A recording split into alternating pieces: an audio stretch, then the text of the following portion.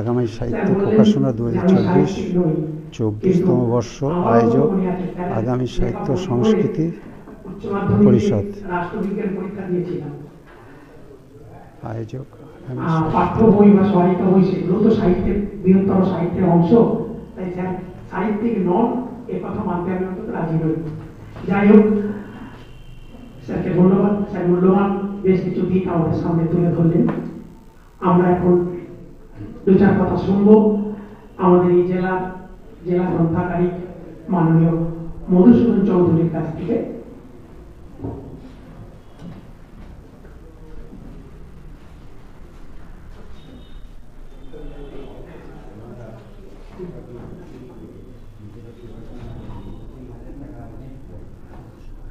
নমস্কার, আপনাদের সকলকে জেলা গ্রন্থাগারে স্বাগত জানাচ্ছি। মাননীয় সভাপতি প্রদ্যোৎ মণ্ডল এবং বিশিষ্ট কবি এবং সাহিত্যিক যারা রয়েছেন এবং আপনারা যারা সামনে রয়েছেন, তাদের সকলকে আমাদের পক্ষ থেকে উষ্ণ অভিনন্দন জানাচ্ছি। আমি নিজে সাহিত্য জগতের একেবারেই লোক নই, ফলে এই আগামী সাহিত্য পত্রিকাকে কেন্দ্র করে আপনারা যে আজকে এখানে কবিতা পাঠ সাহিত্য চর্চা করবেন, সেটা নিয়ে আমার কিছু বক্তব্য নেই। আমি শুধু একটা জায়গায় আপনাদের সকলকে এইটা বলতে পেরে ভালো লাগছে যে যদি কোনো একটি পত্রিকা 24 বছর ধরে চলে, তাহলে সেটার পেছনে যে নিষ্ঠা এবং শ্রম রয়েছে সেটা অবশ্যই প্রশংসাযোগ্য। তো সেটা সাহিত্য মূল্য কি সেটা আপনারা বিচার করবেন বা সময় বিচার করবে, সেটার মধ্যে আমার যাওয়ার কোনো অধিকারই নেই। দু একটা অন্যমত যেহেতু বলার, একটা সাধারণ গ্রন্থাগারের সঙ্গে সাহিত্য চর্চার একটা সম্পর্ক রয়েছে। আমাদের জেলাতে আহমেদাবাদ পাঠাগার বলে একটি গ্রন্থাগার আছে বজবজের দিকে। সেই গ্রন্থাগারটিতে প্রতি মাসের একটা নির্দিষ্ট রবিবার সাহিত্যিক কবিরা বসে সেখানে সাহিত্য আলোচনা করেন। তো আমাদের জেলা গ্রন্থাগারে এরকম কিছু এখনো গড়ে ওঠেনি। সেই দুর্বলতা থাকতে আমরা একটা সিদ্ধান্ত নিয়েছিলাম যে যদি কোনো পত্রিকা বা লেখক, পত্রিকা সম্পাদক বা লেখকরা তাদের কোনো পত্রিকা বা বই সংক্রান্ত কোনো ছোট অনুষ্ঠান করেন, তাহলে জেলা গ্রন্থাগার তাদের সহযোগিতা করবেন।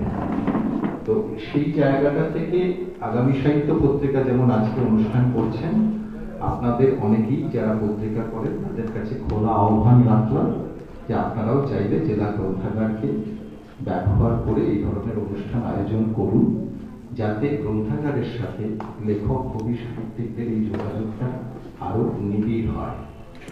রবীন্দ্রনাথের একটা কথা ছিল, প্রত্যেকটা গ্রন্থাগারের প্রাণ স্বরূপ হচ্ছেন সেই গ্রন্থাগারের একটি অন্তরঙ্গ পাঠক মণ্ডলী।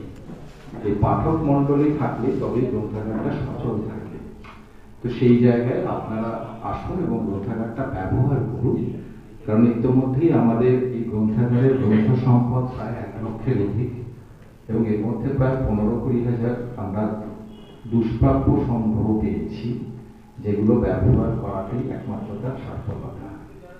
দু একটা অন্য দিক একটু বলে নিই। জেলা থেকে যে কথাটা একটু আগে নিশিকান্তবাবু বলছিলেন বা আমাদের সঞ্জয়বাবু বলছিলেন যে সাহিত্য চর্চার দুটো দিক আছে। একটা একদম সাহিত্যের সেবা করা, অর্থাৎ নিজের সৃষ্টি ক্ষমতাকে ব্যবহার করা, আর একটা দিক হচ্ছে সাহিত্য সংগঠন করা। তো আমার এই সংগঠক হিসেবে যে মানুষটার কথা বারবার মনে পড়েন, তিনি হচ্ছেন অমৃতলাল পালি। তিনি যে কোনো অনুষ্ঠানে এইভাবে থাকতেন এবং তার একটা স্বপ্ন ছিল জেলা গ্রন্থাগারকে কেন্দ্র করে জেলায় একটা লেখক পরিষদ গঠন করা। তার কাজ আমরা অনেকটা এগিয়েছিলাম, সেটা শেষ হয়নি। এই সংগঠনের দিক থেকে এরকম একটা পরিকল্পনা এখনো রয়েছে এবং সুব্রতবাবু যে কথা বললেন প্রকাশনার কথা নিয়ে আমাদের একটু ভাবনা চিন্তা আছে, হয়তো সেটা আমরা করে ফেলব, কিছুটা সময় লাগবে।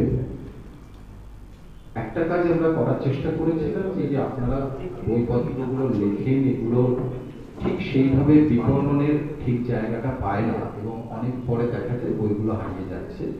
তো জেলা গ্রন্থাগারে আমরা একটা জেলার লেখকদের লেখা বই এবং পত্রপত্রিকার আলাদা সংগ্রহ করে তুলেছি এবং আগামী 4 থেকে 10ই ডিসেম্বর বজবজের সুভাষ উদ্যানে আমাদের যে জেলা বইমেলাটা অনুষ্ঠান হচ্ছে সেখানে আপনাদের লেখা এই 21 থেকে 24-এর বইগুলো আমরা প্রদর্শন করব, রাখবো সেখানে প্রদর্শনী স্টলে।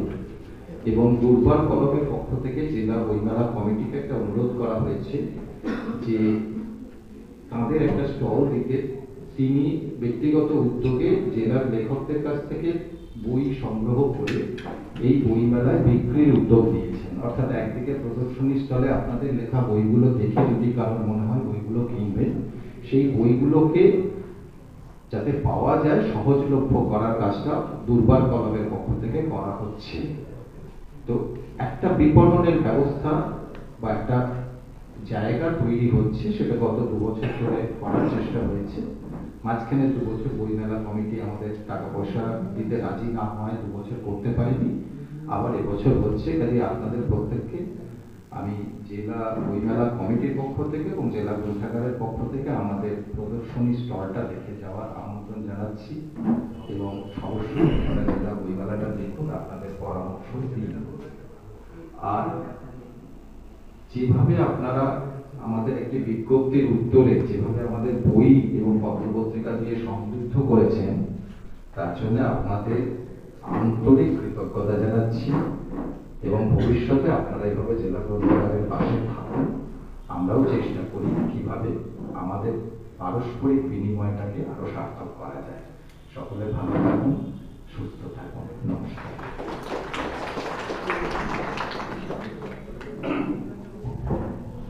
স্যারকে আগামী সাহিত্য পত্রিকার পক্ষ থেকে ধন্যবাদ। আমরা আগামী সাহিত্য পত্রিকার পক্ষ থেকে বিদ্যানগর জেলা গ্রন্থাগারকে বিদ্যানগর জেলা গ্রন্থাগারের প্রতি আমাদের এই জেলা গ্রন্থাগারের প্রতি কৃতজ্ঞতা জানাই।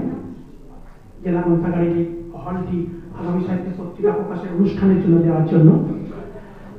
আগামী সাহিত্য গল্প কবিতা যেমন প্রকাশ করে, আগামী সাহিত্য তেমনই নতুন প্রতিভা প্রকাশের একটি অন্যতম মঞ্চ। এর পাশাপাশি আগামী সাহিত্য পত্রিকার একটি বিশেষ বৈশিষ্ট্য, আমাদের এই জেলা 29টা ব্লক জুড়ে যে সাহিত্যের অনুষ্ঠান সারা বছর ধরে হয়। আগামী সাহিত্য দেখেছি সেইসব অনুষ্ঠানে বেশ কিছু সংবাদ আগামী সাহিত্যের পত্রিকায় প্রকাশিত হয়। সাধারণত অধিকাংশ ক্ষুদ্র পত্র পত্রিকায় আমরা সেসব অনুষ্ঠানের সংবাদ পাই না। এটি আগামী সাহিত্য পত্রিকার একটি বিশেষ দিক। সেই সঙ্গে আমাদের এই জেলা বহু সাহিত্যিক আছেন, বর্ষিয়ান সাহিত্যিক, যারা আমাদের ছেড়ে চলে যান। তাদের কীর্তি, তাদের কাজ, সারা জীবনের কাজ, সেগুলোকে সংবাদ আকারে প্রকাশে আগামী সাহিত্য একটি বিশেষ ভূমিকা নেয়। নিশিদা স্বাগত ভাষণে বলছিলেন যে মাত্র 32 পাতায় সকলের লেখা হয়তো আমরা স্থান দিতে পারিনি। পত্রিকার পাতার সংখ্যা দিয়ে তো বিচার হয় না। স্যার একটু আগে বলছিলেন 24 বছর ধরে নিশিদা এই পত্রিকা করে চলেছেন। আমরা যারা লিটল ম্যাগাজিন প্রকাশ করে থাকি, আমরা বলি একটি লিটল ম্যাগাজিনের আয়ু সাধারণত 10-12 বছর, 15 বছর। সেখানে নিশিদা 24 বছর এই পত্রিকা করছেন, সেটা সত্যি একটি ব্যতিক্রম। এবং নিশিদার পত্রিকায় প্রতি বছর আমি অন্তত লক্ষ্য করে দেখেছি কোনো না কোনো নতুন সাহিত্যিক, কোনো না কোনো নতুন প্রতিভার প্রকাশ আমরা দেখতে পাই। নিশিদার এই পত্রিকার এই যে একটা বিশেষ দিক, আগামী দিনে তিনি হয়তো অনেক বড় সাহিত্যিক হতে পারেন, একটা সম্ভাবনা, কিন্তু তার সূচনাটা আমি নিজের লেখার জগতে এসে প্রথম 7 বছর কোথাও লেখা ছাপানোর সুযোগ পাইনি, কিন্তু নিশিদাকে দেখেছি লেখার মান নিয়ে হয়তো অনেকেই প্রশ্ন করতে পারেন। একটু আগেই কে যেন বলছিলেন যে পত্রিকার সাওয়ালাপত্ব কবে হবে। 18 বছর তো পেরিয়ে গেছে, এখনো তো পত্রিকা সাওয়ালাপ হতে পারলো না। নিশিদাকে বলবো এই পত্রিকার সাওয়ালাপ হওয়ার প্রয়োজন নেই, চিরনাবালক থাকুক এই পত্রিকা। এভাবেই নতুন প্রতিভার প্রকাশ ঘটাক। নিশিদার পত্রিকায় এরকম নতুন নতুন প্রতিভা, যাদের কেউ সুযোগ দিতে চায় না, যারা কোথাও সুযোগ পায় না, নিশিদার পত্রিকায় সুযোগ পাক। একটা গাছে তো সবই ফুল থাকে না, কিছু পাতা পাতা থাকে, কিছু কাঁটা থাকে। সবাইকেই ভালো লিখতে হবে, তবে সেই লেখা প্রকাশ পাবে। আরে ভালোর বিচার কি করে হবে? লিখতে লিখতে লিখতে লিখতে তবে তো লেখক হবে। প্রথম পাতা হিসাবে, কাঁটা হিসাবে না হয় সূচনাটা হোক না, তবু তো তার মধ্যে সবুজের একটা অংশ আছে। সেই যে প্রকাশে নিশিতা পত্রিকা সহযোগিতা করে, সেই জন্য নিশিতাকে বিশেষভাবে আমরা করতালি দিয়ে অভিনন্দন জানাই। প্রকাশিত হচ্ছে তার সম্পর্কে 2-4 মিনিট সময় নেওয়াই যায়। যাই হোক, আমরা বিশেষ অতিথি রূপে যাদের পেয়েছি, তাদের মধ্যে আমরা পেয়েছি বিশিষ্ট গল্পকার সুব্রত কুমার জানা। তাকে আজকের এই অনুষ্ঠান সম্পর্কে তার প্রতিক্রিয়া শুনবো এবং তার কাছ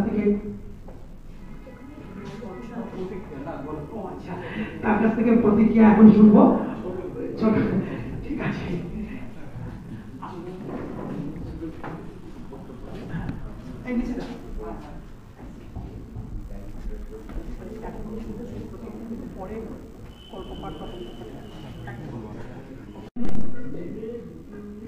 এখানে উপস্থিত আছেন যে এই দক্ষিণ চব্বিশ পরগনা জেলা গ্রন্থাগারিক মধুসূদন চৌধুরী মহাশয় স্যার উপস্থিত আছেন, বলাইবাবু স্যার উপস্থিত আছেন, আমার সাহিত্য জীবনে যিনি আমার গুরুদেব চিত্তরঞ্জন দাস তিনিও উপস্থিত আছেন। তাদের সামনে বোধহয় সাংগঠনিক কিছু বলাটা আমার ঠিক উচিত হবে না।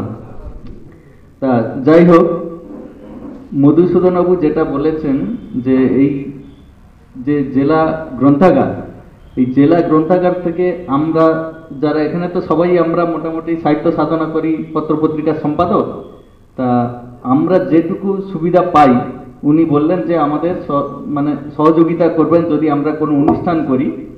তা আমারই অনুষ্ঠানে ওনাকে একবার আহ্বান করেছিলাম, উনি সেখানে উপস্থিত ছিলেন এবং সেই দেখিয়ে কি বলে অডিও ভিজুয়াল পদ্ধতিতে প্রজেক্টর দিয়ে উনি যে আমরা যে বইগুলো করি তাতে বইগুলো করতে গিয়ে তাতে যে কি ভুল থাকে, কিভাবে ভুল করে ফেলি, সেগুলোকে কিভাবে ঠিক করে সঠিক বই আকারে প্রকাশ করা যায় উনি কিন্তু বেশ অনেকটা সময় ধরে আমাদের বুঝিয়ে বলেছিলেন। তা উনি সেইগুলো করতে পারেন, আপনারাও যদি ওনাকে আহ্বান জানান নিশ্চয়ই উনি হেল্প করবেন। আর একটা কথা উনি বললেন যে আমরা যে পত্রপত্রিকা করি আজ থেকে 10 বছর 20 বছর কি 20 বছর আগে অনেক পত্রপত্রিকা প্রকাশিত হয়েছে, সেগুলোর হয়তো এখন আমরা আর হদিস করতে পারবো না। যারা হয়তো অনেক বয়স্ক মানে লেখক আছেন তারা সারা জীবন হয়তো সেইভাবে সময় পাননি, শেষ বয়সে এসে অনেক কষ্টে বহু কষ্টে নিজের সঞ্চিত অর্থ দিয়ে একটা হয়তো বই প্রকাশ করলেন, সেই বইটা দেখা যাবে কিছু কয়েকটি কপি এদিক ওদিক করে দিয়েছেন কিন্তু তারপরে তার আর কোনো অস্তিত্ব নেই। তা জেলা গ্রন্থাগারে যদি আমরা সেই ইয়েগুলো যেগুলো জমা পড়ে গ্রন্থাগার যেমন সেইগুলো সঞ্চয় করে রাখে বা আগামী প্রজন্মের জন্য 20 বছর 50 বছর পরেও সেইগুলো খুঁজলে পাওয়া যায়। আমি যেমন আমার পত্রিকার পক্ষ থেকে অনন্যা শক্তির পক্ষ থেকে আমি একটা ছোট লাইব্রেরি করেছি এবং 2020-তে করোনার ঠিক আগে আগে আমাদের অনুষ্ঠান হয়েছিল, আমাদের মধুসূদনবাবু গিয়েছিলেন, উনি আমার লাইব্রেরি উদ্বোধন করেছেন। যারা আমাকে ভালোবেসে যে সমস্ত পত্রপত্রিকা বা তাদের যে বই সেগুলো দেন আমি সেই লাইব্রেরিতে সঞ্চয় করে রেখেছি এবং যে কেউ যে কোনো সময় গেলে সেই বইগুলো পাবেন।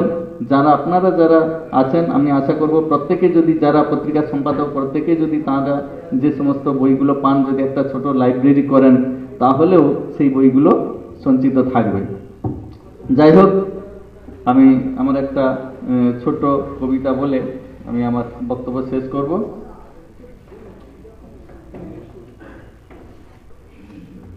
আর কয়েকদিন পরে আসছে ফেব্রুয়ারি মাস ভাষা দিবস, সেই ভাষা দিবসের উপলক্ষে আমার একটি ছোট কবিতা। মাতৃভাষা। মাতৃভাষা মায়ের ভাষা, হৃদয় থেকে আসে, মাতৃভাষায় বলতে কথা সবাই ভালোবাসে। যে ভাষাতে সবার মুখে প্রথম ফোটে কথা, সেই ভাষা যে সবার সেরা, মাতৃদুগ্ধ যথা। মনের ভাব সঠিক প্রকাশ করতে যদি হয়, মাতৃভাষা ভিন্ন অন্য কোনো ভাষা নয়। প্রয়োজনে অন্য ভাষা শিখি কাজের তরে, ভালোবাসবো মাতৃভাষা মায়ের মতো করে। আবু বরকত, সালাম, রফিক আরো কত সন্তান, মাতৃভাষার মান রাখতে জীবন করেছে দান। আমরা সবাই শপথ করি, প্রয়োজন না হলে নিজের ভাষায় বলবো কথা, সকল লজ্জা ভুলে। ধন্যবাদ।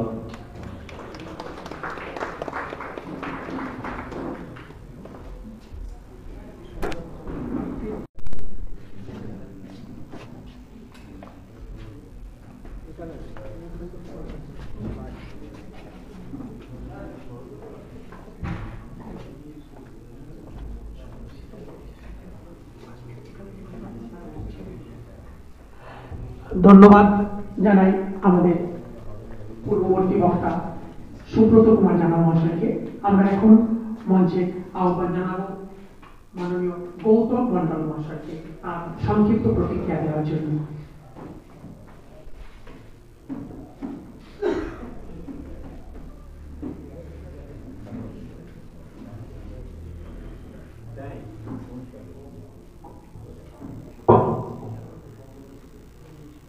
নমস্কার। নমস্কার। মঞ্চে উপবিষ্ট সভাপতি এবং বিশিষ্ট অতিথিবৃন্দ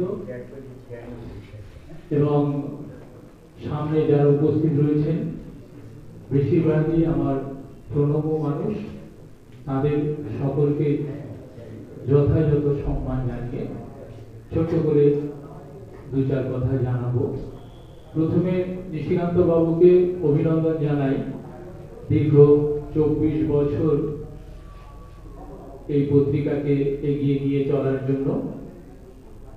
সেই যেহেতু এটা একটা দীর্ঘ সময়, সময়ের একটা দাম অবশ্যই দিতে হবে এবং নিশিকান্ত বাবু নিজেই বলেছেন পত্রিকা হয়তো সেইভাবে সাবালক হয়ে ওঠেনি, কিন্তু সময়কে ধরে এবং এই পত্রিকায় যে সমস্ত নতুন লেখক লেখিকাকে প্রাধান্য দিয়ে তাদের লেখার জায়গা করে দেওয়া হয়েছে, এই অবদানটা কিন্তু খুব কম নয়। এটা অত্যন্ত প্রয়োজনীয় একটা কাজ, যেগুলো লিটল ম্যাগাজিন করে থাকে তার একটা অন্যতম প্রধান কাজও বটে, নতুন প্রজন্মকে এগিয়ে নিয়ে আসা।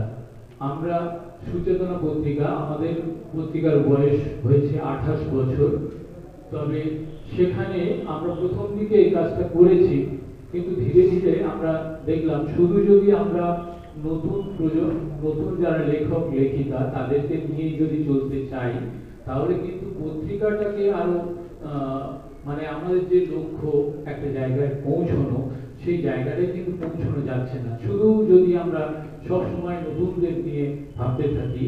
তাই জন্য তার পাশাপাশি আমরা কিছু বিশেষ সংখ্যা করা শুরু করি। তো সেইগুলো থেকে আমরা আজকে একটা জায়গায় পৌঁছতে পেরেছি। এই যে বিশেষ সংখ্যা করলে সেই পত্রিকাগুলো একটা বিশেষ মর্যাদা পায় এবং সংরক্ষিত হয় এবং পত্রিকা আমাদের যে জেলার কাজ, সেই কাজকে আমরা কিছুটা সংরক্ষণ করতে পারি, এই জায়গাটাও আমরা চেয়েছি। সেই দিকটাও যদি আস্তে আস্তে আগামী সাহিত্য যেহেতু বয়স বাড়ছে, সেদিকটাও যদি এগিয়ে যায় সেটা কিন্তু ভালো হবে, খারাপ হবে না। কিন্তু একই সঙ্গে ওই ব্যাপারটাও থাকবে যে তাহলে নতুনদের জায়গা করে দেবে কে, সেই দিকটাও ভাবনা রয়েছে। সেই বিষয়ে আরো অন্যান্য মানুষরা এগিয়ে আসবেন। আর আমাদের এখানে সভাপতি মশাই একটা যে প্রস্তাব দিয়েছেন সবাইকে সঙ্গে নিয়ে একটা বিশেষ কাজ করার, সেই কাজটা কিন্তু অত্যন্ত জরুরি। কিন্তু আমাদের এখানে হয়তো এটা সমস্ত জায়গাতেই আছে যে এত ইগোর লড়াই, একের সঙ্গে অন্যের তিক্ততা, সেই বিষয়গুলো এতটাই বেশি প্রকট হয়ে ওঠে, এইসব উদ্যোগগুলো বেশি দিন চলে না। আমরা যে একেবারে চেষ্টা করি না, করিনি তাও কিন্তু নয়। তবে এই দিকটা আপনাদের সকলকেই এগিয়ে আসতে হবে। কে নিমন্ত্রিত হলো, কে বেশি প্রাধান্য পেল, এইগুলো এত বেশি কাজ করে আমাদের মনের মধ্যে যে সেই পত্রিকার যারা পরিচালক তারা শেষ পর্যন্ত মানে অনেকটাই আয়োজন করে যেন বিরাট অসুবিধা করে ফেলেছেন এমন মনে হতে থাকে তাদের, তখন তারা পিছিয়ে যান। আর আরেকটি বিষয় যেটা, সেটা হচ্ছে আমাদের যে সাহিত্যের এই সংবাদগুলো এবং আমাদের যে এখান থেকে বিশেষ করে আমাদের জেলা থেকে যে সমস্ত পত্রপত্রিকা এবং যে সমস্ত বইপত্র বেরোচ্ছে সেগুলোর সংবাদ কিন্তু সাধারণ মানুষ পাচ্ছেন না, পাঠকরা পাচ্ছেন না। সেই জন্য আমরা একটা বিশেষ উদ্যোগ নিয়েছি। আগামী জানুয়ারি থেকেই আমরা কেবলমাত্র সাহিত্যের সংবাদ প্রকাশ করার জন্য, সাহিত্যিক এবং গ্রন্থ প্রকাশ সংক্রান্ত বিভিন্ন সংবাদ প্রকাশ করার জন্য আমরা একটা ট্যাবলয়েডে মানে বের করতে চলেছি আগামী জানুয়ারি থেকে। সেখানে আমাদের জেলার সব থেকে বেশি প্রাধান্য পাবে। সেখানে এই জেলা থেকে যাবতীয় বইপত্র যেগুলো প্রকাশ হবে তার সংবাদ এবং যথাযোগ্য সমালোচনা এবং এখানে যে সমস্ত সাহিত্যিক, যদি কোনো সাহিত্যিক কোনো পুরস্কার পায়, কোনো সংবর্ধনা পায়, সেই সমস্ত সংবাদ সেগুলোই প্রাধান্য পাবে সেই পত্রে। সুচেতনা সাহিত্য বার্তা নামে এই ট্যাবলয়েডটি দ্বিমাসিক, আপাতত দ্বিমাসিক ভাবে শুরু করা হচ্ছে। জানুয়ারির 3 থেকে 12 তারিখের 10 দিন ধরে এই মেলাটি চলবে। সেখানে মূলত সুন্দরবনের হস্তশিল্প, কৃষি শিল্প, শিক্ষা, স্বাস্থ্য, বিনোদন ইত্যাদি নিয়ে প্রতিদিন মেলায় আলাপ আলোচনা চলবে। একদিন থাকছে সাহিত্য সভা আগামী 7 জানুয়ারি। ওখানে হবে সারাদিন ধরে সাহিত্য সভা এবং পত্রিকা প্রকাশ।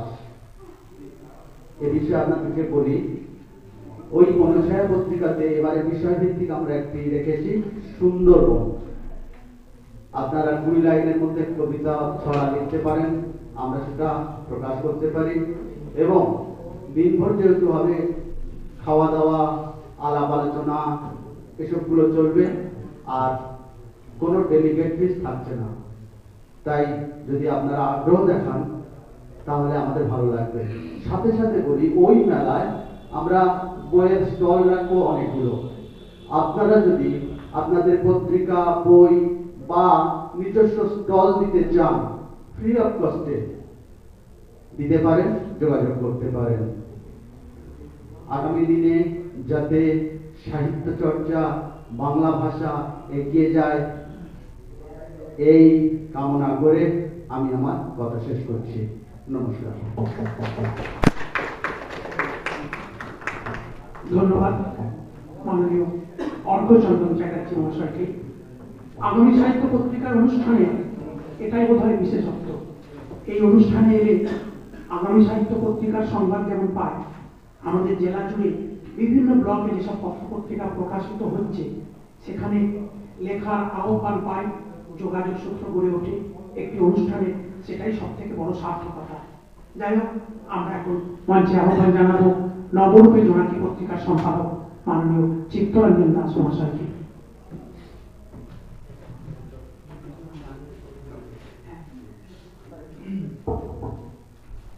উপস্থিত বিশিষ্ট অতিথিবৃন্দ, আজকের অনুষ্ঠানের সভাপতি, সম্মুখে যারা সাহিত্যিক রয়েছেন সবাইকে যথাযোগ্য সম্মান জানিয়ে, সেই সঙ্গে ভাষাকে কেন্দ্র করে একটি দেশ স্বাধীন হয়েছিল, আজকে সেই দেশে আমাদের যে দেশওয়ালি ভাই, আমাদের প্রতিবেশী যারা, তাদের উপর যে অত্যাচার, তাদেরকেও মানসিকভাবে তাদের কাছে থাকার বার্তা দিয়ে আমি দুটো একটা কথা বলছি। নিশিকান্তবাবু পত্রিকা প্রকাশ করছেন 24 বছর ধরে, কিন্তু নিশিকান্তবাবু হয়তো এটা বলতে পারবেন না যে তিনি কত বছর এই পত্রিকাটাকে চালিয়ে নিয়ে যেতে পারবেন। আমরা যারা লিখছি, আমরা কিন্তু বিভিন্ন পেশার মানুষজন রয়েছি। হ্যাঁ, তার মধ্যে অনেকেই আছি হয়তো সেইভাবে আমাদের আর্থিক সচ্ছলতা নেই, কিছু বিশেষ কিছু করি না। আবার অনেকে আছি যারা আমরা প্রতিষ্ঠিত। আমরা আগামী সাহিত্য নিয়ে অনেক কথা বলছি, আগামী সাহিত্যের পরমাণু নিয়ে, মানে পরমায়ু নিয়ে আমরা কি ভাবছি? আমরা যারা লেখক, যারা নিশিকান্ত বাবুকে ডেলি ফোন করি বা মাসে একবার ফোন করি বা লেখা দেওয়ার সময় ফোন করি, আমরা কি খোঁজ নিয়েছি তিনি কি করেন, এই পত্রিকার ফিনান্স কোত্থেকে আসে? আমার মনে হয় এটা আমার ব্যক্তিগত অভিজ্ঞতা। কেন কি আমিও একটা ম্যাগাজিন করি, এই ম্যাগাজিনটার বয়স 39 বছর, নবরূপে হয়ে যাচ্ছে, আসলে এটা নবরূপা, যাই হোক নবরূপা জোনাকি। আমি এই বিষয়টা কিন্তু ভীষণভাবে ফিল করেছি।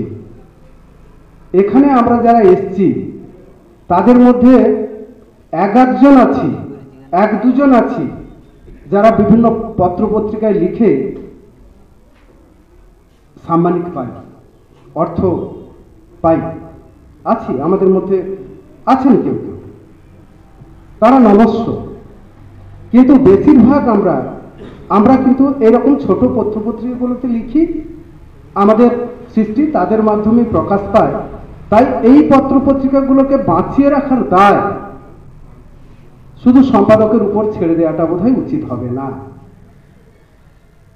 কারণ এই যে এখন ইলেকট্রিক মিডিয়ার যুগে আমার অভিজ্ঞতা থেকে, বা গৌতম দা এসছেন সবাই জানেন, একটা বিজ্ঞাপন কেউ দেয় না, বলে ও অনলাইনে আমাদের সব বিজ্ঞাপন হয়ে যায়।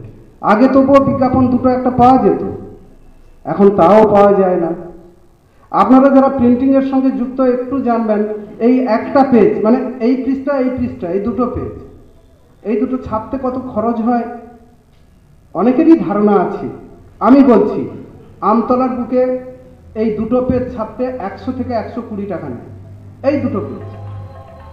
হ্যাঁ, তার রেঞ্জ 300 বা 500 ছাপতে পারেন, কিন্তু দুটো পেজ ছাপতে, তারা একটা পত্রিকা যদি 116 পেজ হয়, আমি বলছি তার প্রিন্টিং খরচ কত, এক গ্রিন কাগজের দাম কত। আমার এই 300 পত্রিকা করতে কাগজ লেগেছে প্রায় 6000 টাকা। গৌতমদাও তো বলবো না, উনি সব জানেন। কোথায় গৌতমদার ব্যাপারটা আলাদা, কেন উনি যে বিষয়টাকে নিয়ে পত্রিকাকে যে জায়গায় দাঁড় করিয়ে দিয়েছেন। আমাদের পত্রিকা, আমি এই আগামী সাহিত্যের কথা বলছি, 1 কপি কাউকে বিক্রি করতে পারবেন উনি? মানে কেউ নিয়েছেন, নেবেন না, কেন উনি বলতে পারেন না। তাই ওনার পত্রিকা 5 কপিও কেউ কিনবেন না, কিন্তু গৌতম বাবুর পত্রিকা কিনবেন। কেন কিনা ওটা গবেষণা ধর্মী, যে যার অন্তরের তাগিদে। আমি দেখতে পেলেও দাদা এটা দিন, কেন আমার ওটা লাগবে। এই পত্রিকাগুলো কিন্তু ঠিক ওই রকম জায়গার নয়, এর 5 মিশালি লেখা আছে তো, 5 জন। তাই আমার এই বক্তব্যের একটাই অনুরোধ সবার কাছে, আপনাদের কবিদের মধ্যে কিন্তু মানে আত্মমর্যাদাবোধ সব থেকে বেশি। আমি এটা করতে গিয়ে দেখেছি, আমাকে বহু জায়গা থেকে ফোন করে, আমি লেখা দেব আবার পত্রিকা কিনে নেব। সত্যি এটা উচিত নয়, কিন্তু এই উচিত অনুচিতের বিচার করতে গিয়ে পত্রিকাটাই মাথা মারা যাচ্ছে। আমি যদি এটা 25,000 টাকা ব্যয় করে করতে পারি, আপনি পত্রিকার দামটুকু দিয়ে কি দাদা একটু হেল্প করতে পারেন না? আমি আগামী সাহিত্যের জন্য এই অনুরোধটা সবার কাছে রাখলাম। অনেকে বলেন যে পয়সা দিয়ে লেখা ছাপাবো। মঞ্চে যারা বসে আছেন তাদের উদ্দেশ্যে বলছি, আমার সাহিত্যিক বন্ধুদের উদ্দেশ্যে বলছি, যারা এটা বলেন ভুল বলেন। পয়সা দিয়ে লেখা ছাপাবো মানে হচ্ছে একটা লেখার জন্য 500 টাকা দিতে হবে। যদি তখন বলে পয়সা দিয়ে লেখা ছাপাবো, আর যদি আপনাকে রিকোয়েস্ট করি দাদা একটা পত্রিকা কিনে নিন না, এটা 50 টাকা 60 টাকা কি 70 টাকা, আমরা যদি বলি এটাকে পয়সা দিয়ে পত্রিকা, মানে লেখাও দিলাম পয়সাও দিলাম, এই ধারণা থেকে না বের হতে পারলে পশ্চিমবাংলার বুকে ছোট পত্রিকা আগামী দিনে থাকবে না, ক্রমশ কমছে। আমার সঞ্চালক ভাই বলেছিল একটা ছোট ম্যাগাজিনের বয়স বড় জোর 10 বছর। তো আগামী সাহিত্য 24 বছর চলেছে, আরো 24 বছর চলবে যদি আমরা তার পাশে দাঁড়াই। আসুন আমরা আজকে এই সভা থেকে সবাই এই বিষয়টাতে একমত হই, পয়সা দিয়ে পত্রিকা কেনা নয়, আমরা পত্রিকার মূল্য দিয়ে পত্রিকাটা সংগ্রহ করব, যাতে সেই পত্রিকাটা দীর্ঘজীবী হয়। চিত্তরঞ্জন দাস মহাশয়কে আমরা আমাদের মধ্যে বিশেষ অতিথি রূপে পেয়েছি ক্রীড়া গবেষক মাননীয় শুভ্রাংশু রায় মহাশয়কে। তাকে আমরা বরণ করে নেব এবং সেই ফাঁকে আমরা আমাদের প্রথম পর্বের বিশিষ্ট অতিথি রূপে যাদের পেয়েছি তাদের মধ্যে একজন প্রাবন্ধিক ছড়াকার বলাই চাঁদ হালদার মহাশয়, তাকে আমি মঞ্চে আহ্বান জানাব।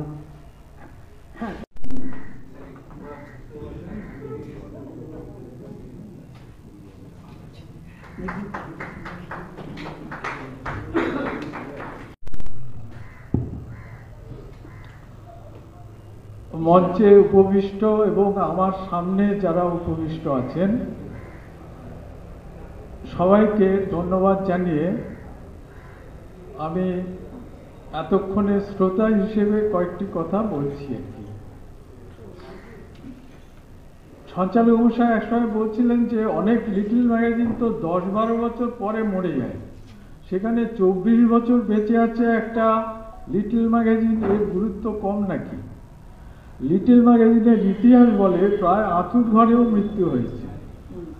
একটা সংখ্যা বের করার পরেও আর লিটল ম্যাগাজিন বেরোয়নি।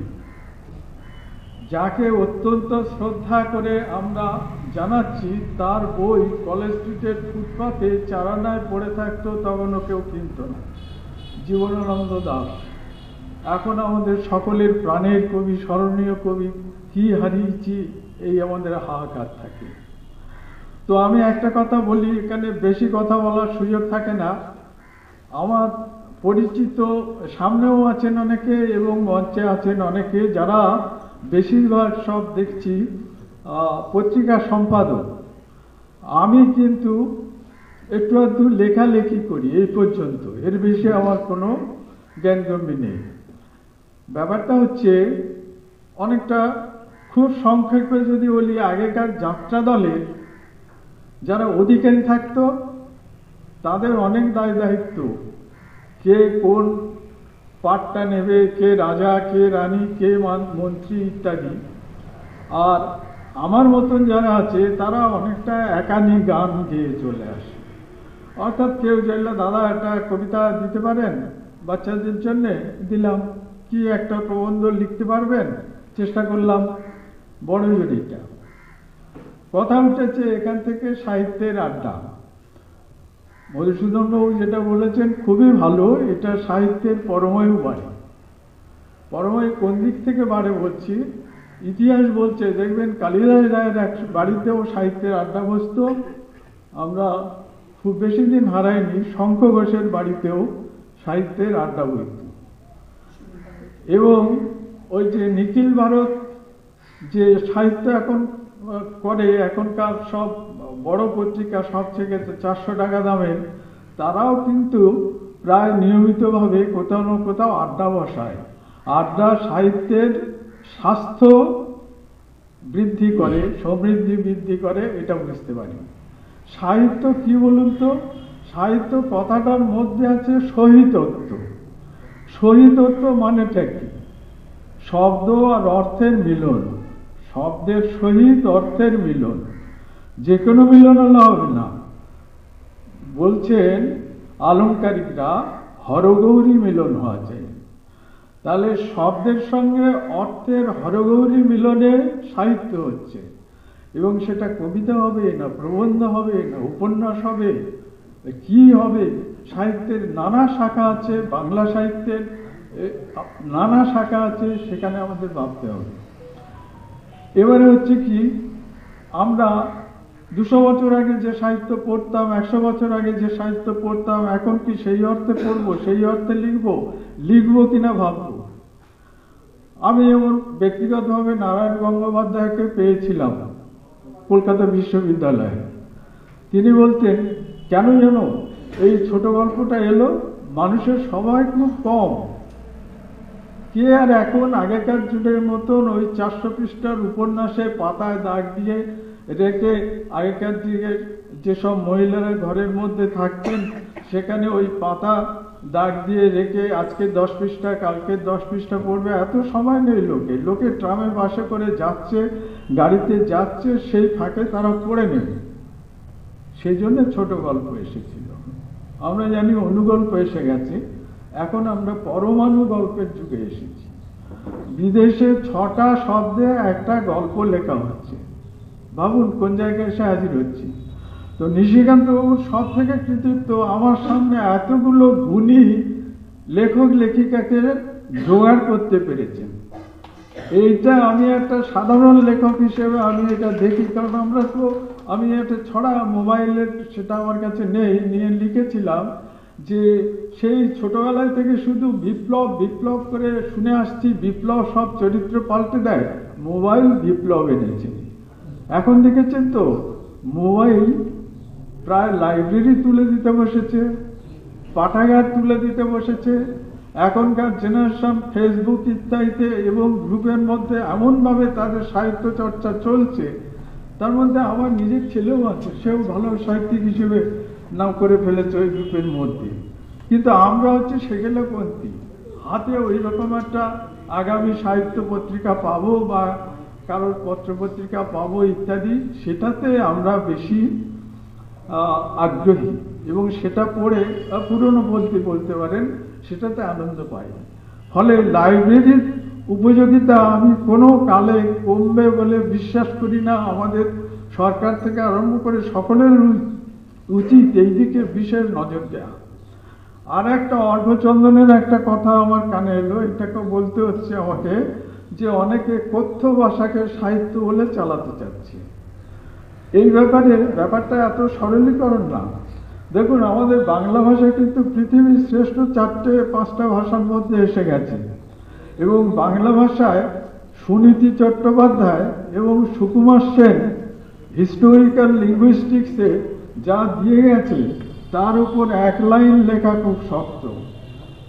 ফলে পরবর্তীকালে ভাষা গবেষণা সারা পৃথিবীতে, সে আমেরিকা হোক, পোল্যান্ড হোক, রাশিয়া হোক, আর আমাদের ভারতবর্ষে হোক, সেখানে ওই মৌখিক ভাষায় এসেছে, যেটাকে বলা হয় একেবারে এখনকার যুগের সাহিত্য। কিন্তু কখনোই তাকে সাহিত্যের মর্যাদা তো দেওয়া হচ্ছে না। কে বললো যে শুধু সেটাকে সাহিত্যের মর্যাদা দেওয়া হচ্ছে? আমি নিজে ভাষা নিয়ে একটু কাজ করেছি, সেখানে আমি বলছি, আপনাদের বলতে গেলে অনেক সময় লাগে, কিন্তু তবু আমি 2-3 মিনিট সময় নিচ্ছি একটু। হ্যাঁ, আচ্ছা, এই কথা অনেকে বোধহয় আপনারা চিনে থাকবেন বা জেনে থাকবেন, মানে ইন্ডিয়ান ফুটবল হিস্ট্রি, মানে তার ইতিহাসটা তিনি পুঙ্খানুপুঙ্খভাবে ভাবে গবেষণা মারফত তিনি তুলে ধরেছেন, এবং এই কাজটি করতে গিয়ে উনি অনেক সমস্যায় পড়েছিলেন। তখন আমার সাথে আলোচনাও করেছেন, কারণ খেলার আসর পত্রিকা যখন থেকে বার হয় তখন থেকে আমরা খেলার আসর পত্রিকা নিতাম, তারপরে এলো খেলা। তো উনি বা অনেক বিষয় নিয়ে আলোচনা হতো।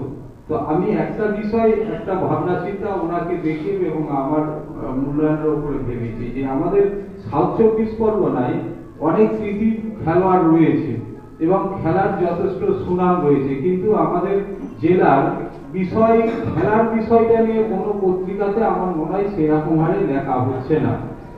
এই জায়গাটা থেকে আমি একটা ভাবনা চিন্তা হলো যে আমার পত্রিকাটা ছোট হোক, 1-2 পৃষ্ঠা অন্তত খেলা বিষয়ে রাখবো।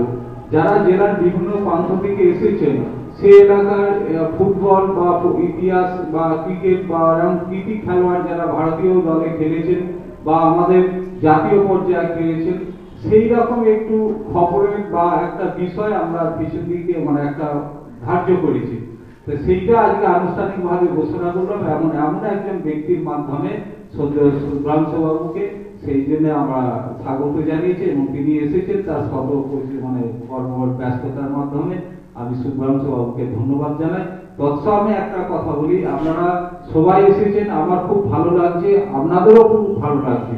অনুষ্ঠানটার মূল উদ্দেশ্যটাই আমার হচ্ছে জেলার বিভিন্ন সাথে কারো দেখা হলো, এই যে অনুষ্ঠানের মধ্যে সেই পরস্পরের ভাব বিনিময়, সেই মুখটা বোধহয় অনেকদিন দেখিনি। বিপত্তারণ বাবু এখানে এসেছেন, সুন্দরবন গবেষণা স্যার এসেছেন। এই যে পরস্পরের মধ্যে যোগাযোগ, জেলায় আমাদের অনেক ভালো ভালো কাজ হচ্ছে। কি জানি দক্ষিণ 24 পরগনায় যখন বাংলা একাডেমিতে যেতাম, ওই দক্ষিণে গোখলে এসেছে, এই শব্দটা আমাকে অনেকবার শুনতে হয়েছে এবং আমার গায়ে চাবুকের মতো লেগেছে। আমাদের জেলায় এত ভালো কাজ হচ্ছে, এত ভালো মানে কৃতিত্বের সাথে কাজ হচ্ছে, কিন্তু কোথায় একটা যেন বাদ থেকে কোথায় যেন একটা ফের থেকে যাচ্ছে, সেইটা ঠিক প্রচারে বা ঠিক সংঘবদ্ধ ভাবে আসছে না। এই জায়গাটা থেকে আমার একটা মনে হয়েছে যে যদি আমরা পরস্পর ভাবে মেল বন্ধ করে ওই আকাশ গঙ্গার মতো ঘন ঘন হয়ে একসাথে থাকতে পারি, এইটা মনে হয় অন্যান্য জেলার মধ্যে যে আমাদের এই বিষয়গুলো যখন বলে এইটা আর পারবে না। আমাদের মধ্যে যে খুব ভালো ভালো কাজ হচ্ছে, কোথাও যেন কিছু একটা অসুবিধা হচ্ছে, সেটা আমি যেন খুব বুকে আমার খুব বাঁধে এই কথাগুলো যখন শুনি আমার। তো আমি সেরকম আমাদের জেলাতে ঠিক খেলা নিয়ে ঠিক এরকম বিষয়টা প্রচারে আসছে না, এটা আমি একটু স্বল্প আকারে রাখার চেষ্টা করছি। আপনারা একটু সহযোগিতা করুন, খুব সংক্ষিপ্ত আকারে বলবেন, আমি একটু বলে ফেলি যদি খুব ভুল করে ফেলি একটু মার্জনা করবেন। শীতের বেলা অনুষ্ঠানটা তাড়াতাড়ি শেষ করতে হবে, আপনাদের বাড়ি ফিরতে হবে, একটু মার্জনা করবেন, খুব সংক্ষিপ্ত আকারে বলবেন। মূল উদ্দেশ্যটাই হচ্ছে আমাদের মধ্যে মেলবন্ধন এবং পরস্পর দেখা সাক্ষাৎকার। এই যে আমাদের ম্যাডাম এসেছে সোনারপুরে, বলছি যে আমি তো জেলার এরকম মহিলারা যারা লিখছে আমাদের জানি না, আমি ওই অনুষ্ঠানে আসুন, অনেকেই সাক্ষাৎ হবে, পরস্পর ভাবে আপনারা আদান প্রদান হবে, ভাব বিনিময়ে দেখা আদান প্রকাশ করার চেষ্টা করবো। ধন্যবাদ। মঞ্চে উপবিষ্ট এবং আমার সামনে যারা উপবিষ্ট শ্রদ্ধেয় গুরুজনদের আমার প্রণাম, প্রত্যেককে সমবয়সীদের শুভেচ্ছা। ছাত্রদের সঙ্গে আমার মনে পড়ে আজ থেকে প্রায় বছর 15-16 আগে প্রথম দেখা হয়, হয়তো তার বেশি হবে, হয়তো 2 দশক হয়ে গেছে, সময় তো তাদের চলে যাচ্ছে। তো তখন আমি লিটারারি ছাত্র ছিলাম, রবীন্দ্রভারতী বিশ্ববিদ্যালয়ে পিএইচডি স্কলার, আর এই বিদ্যানগর কলেজে আমি সরকার অনুমোদিত পার্ট টাইম শিক্ষক হিসেবে পড়াতাম। তো তারপর সময় পেয়ে গেছি, আমি গবেষণা শেষ হয়ে গেছে, মানে প্রথাগত গবেষণা তো শেষ হওয়া সম্ভব নয়। এখন আমি একটা কলেজে পড়াই, সেখানে অনেক বিভাগের দায়িত্ব পালন করতে হয়, সোনারপুর মহাবিদ্যালয়। কিন্তু কোথাও না কোথাও এই জেলা গ্রন্থাগার এবং বিদ্যানগর কলেজ সংলগ্ন এই যে জায়গাটা, এটা কোথাও না কোথাও আমাকে ভীষণভাবে টানে। এবং যখনই আমাকে বা বসুধন বাবুরা বলেন, আমি সময় বের করে আসার চেষ্টা করি। আসলে এই কথাটা আমি যখন আজকে এখানে এলাম, আমি অনেকগুলো মূল্যবান বক্তব্য শুনলাম, এবং এই বক্তব্যগুলো যে আলোচনার সামগ্রিকভাবে আলোচনাটা যে পর্যায়ে গেল, সেই পর্যায়ে তার যে মান, সেই মানটা কিন্তু খুবই উচ্চ পর্যায়ে গেল। এবং এখানে শুধুমাত্র মানে মূল সাহিত্য যে আমি না, তার পাশাপাশি আমরা অনেক আরো বেশ কিছু বিষয়, আমাদের লিঙ্গুইস্টিক্সের কথাটা ভীষণভাবে নিল, এবং তার সঙ্গে সোশিওলজিক্যাল বিভিন্ন অ্যাসপেক্টও এলো। এবং অবশ্যই এই সংকটের যে সময়ে আমরা চলেছি, যে সংকট আমাদের, আমরা দুনিয়াটাকে মোবাইলে মুঠোর মধ্যে এনে ফেলেছি, কিন্তু আমরা পাশের বাড়ির মানুষের খবরটা রাখছি, এবং শুধু খবর রাখছি না তা নয়, আমরা একটা ভয়ঙ্কর ইংরেজিতে বলা হচ্ছে ট্রোল কালচার, অর্থাৎ এক ধরনের বিদ্বেষপূর্ণ গালাগালি সম্পন্ন এক ধরনের সংস্কৃতি দ্বারা আক্রান্ত হচ্ছে। এই যে ট্রোল সংস্কৃতি, এটা কিন্তু ভয়ঙ্কর জিনিস, এবং এটা কিন্তু করোনা ভাইরাসের থেকেও ভয়ঙ্কর, যেখানে কারণে অকারণে আমরা দেখতে পাচ্ছি সাম্প্রতিক সময়ে কিছু ঘটনা প্রবাহে, যে সেখানে জাতীয় পতাকাটাও অকারণে ভুলুণ্ঠিত করা হচ্ছে, তার মর্যাদা নিয়ে হচ্ছে, বিভিন্ন ধরনের বিদ্বেষমূলক আমরা কমেন্ট দেখতে পাচ্ছি। বহু মানুষ শুধুমাত্র সন্দেহের বশে তিনি মব জাস্টিসের নামে হঠাৎ রাস্তাঘাটে তারা আক্রমণের শিকার হচ্ছে, অনেক ক্ষেত্রে প্রাণ চলে যাচ্ছে। তো এরকম একটা সংকটময় পরিস্থিতিতে যখন এরকম একটা আলোচনা সভায় আসার সুযোগ হয়, যখন এরকম মানবিক দিকগুলো, মানবিক যে সৃষ্টিশীল দিকগুলো নিয়ে যারা চর্চা করেন, সেই মানুষগুলো যখন ঐক্যবদ্ধ হন, তখন কোথাও না কোথাও একটা আশার আলো জাগে। যে আশাটা বুকে পুঁজি নিয়ে ক্লাসরুমে আমরা ছেলে মেয়েদের বলতে পারি যে না, আসলে এটা পৃথিবী নয়, এর বাইরেও একটা জগৎ আছে, এর বাইরেও একটা পৃথিবী আছে। এবং যে কথাটা নিশিতা বললেন যে আমরা এটা প্রশ্ন হতেই পারে যে বিভিন্ন পত্রপত্রিকা, ম্যাগাজিন, ইউটিউব চ্যানেল থেকে স্যাটেলাইট চ্যানেলে এখন তো আমরা প্রচুর খেলা দেখতে পাচ্ছি। আপনি চাইলেও আর না চাইলেও আপনাকে খেলা দেখানো হচ্ছে, কিন্তু সেই যে খেলাগুলো দেখানো হচ্ছে তার একটা গুরুত্ব অবশ্যই আছে। কিন্তু সেই বাণিজ্যিক খেলার পাশাপাশি এই জেলায়, আমি এই জেলাটাকে কনসেন্ট্রেট করে বলছি, আমি যে গবেষণা করতে গিয়ে দেখেছি যে ফুটবল, ক্রিকেট এর বাইরে আরো বেশ কিছু খেলাধুলো রয়েছে যেখানে এখানকার অ্যাথলেটরা, এখানকার ক্রীড়াবিদরা যথেষ্টভাবে জাতীয় ও আন্তর্জাতিক পর্যায়ে স্বপ্ন দেখিয়েছে, কিন্তু সেই ইতিহাসটা যেমন একদিকে আমাদের কাছে নেই, তেমনি এই খেলার মাঠটা কিন্তু আছে বিনোদন। এটা একটা অংশ এটাকে বাণিজ্যিকরণ করে, এটাকে ব্যবসার জায়গায় দান করতে চাইছি, যাতে আমরা ভাবতে বাধ্য হই যেন খেলাধুলোটা একটা ব্যবসা। কিন্তু এর বাইরে একটা বড় বিষয় আছে, সেটা হচ্ছে একটা খেলার মাধ্যমে, ব্যক্তিগত দলবদ্ধ খেলার মাধ্যমে মানুষের যে সাংস্কৃতিক যে চেতনা, তার যে আত্মপরিচয়, তা কিন্তু ভীষণভাবে বেরিয়ে আসে।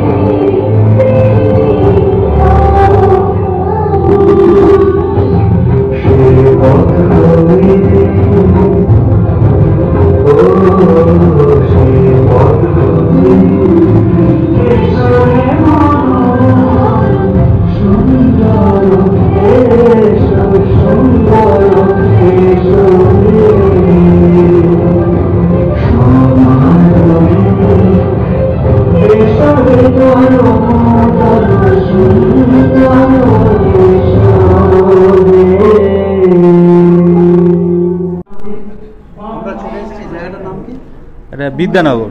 বিদ্যানগরে চলে এসেছি, আমতলা বিদ্যানগর। এখানে মূলত আজকে জেলা গ্রন্থাগারে কি প্রোগ্রাম হচ্ছে? মূলত যে জেলা গ্রন্থাগারের স্থানটা, এই স্থানে আগামী সাহিত্য তার 24তম বর্ষের সংখ্যা প্রকাশ করার অনুষ্ঠানটা হচ্ছে।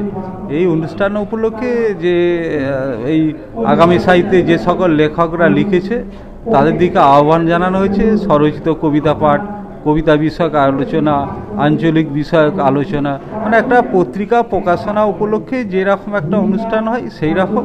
এবং জেলার বিভিন্ন প্রান্তের লেখকরা, আমাদের 29টা ব্লক এবং যে 6টা পৌরসভা রয়েছে, বিভিন্ন প্রান্তের লেখকরা এই পত্রিকাতে লেখে, তার দিকে আহ্বান জানানো হয়েছে এই অনুষ্ঠানে আসার জন্য। তারা এসেছে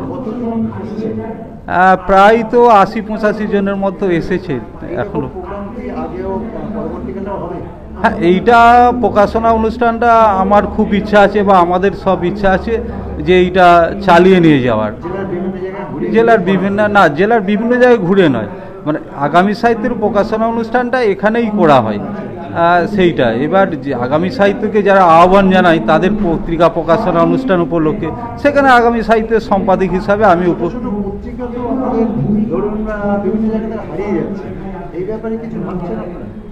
লিটিল ম্যাগাজিনের বিষয়টাই অনেকটা ওই রকম একটা চিন্তা ভাবনা থেকে আসে এবং পরবর্তীকালে কয়েক বছর ধারাবাহিকভাবে চলে যাওয়ার পরে আবার বন্ধ হয়ে যায়। সেইটা ব্যতিক্রম ঘটনা নয়। এখন আর লিটিল ম্যান একটা চলাতে গেলে তার অর্থনৈতিক সাপোর্টিং বিষয়গুলো আসে, সেইগুলো ঠিকমতো অনেক সময় পাওয়া যায় না বলে অনেক সময় বন্ধ হয়ে যায়, এবং আবার দেখা যায় মাঝখানে কিছু বছর ছেদ করলো, আবার পুনরায় বার হলো, এইটা এরকম হয়।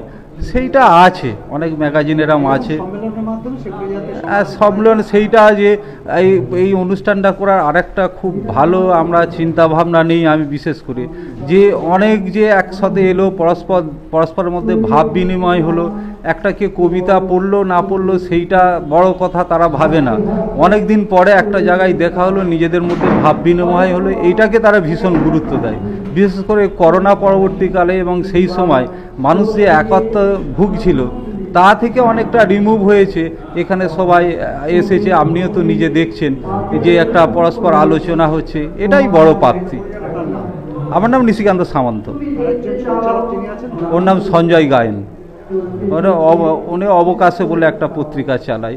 এখানে আমার সাথে আরও রয়েছে, মানুষ রয়েছে, এবং আমাদের অনেক তারা রয়েছে, তারা পরস্পর সাপোর্টিং করে বলে অনুষ্ঠানটা চালিয়ে নিয়ে যাওয়া সম্ভব হচ্ছে। এবং আপনাদের মতো ব্যক্তিরা রয়েছেন যারা এইগুলোকে তুলে ধরছেন জেলার বিভিন্ন প্রান্তে সংবাদের মাধ্যমে পৌঁছে দিতে, এটাও আমাদের একটা বড় প্রাপ্তি। হ্যাঁ, ঠিক আছে, ধন্যবাদ। Thank you.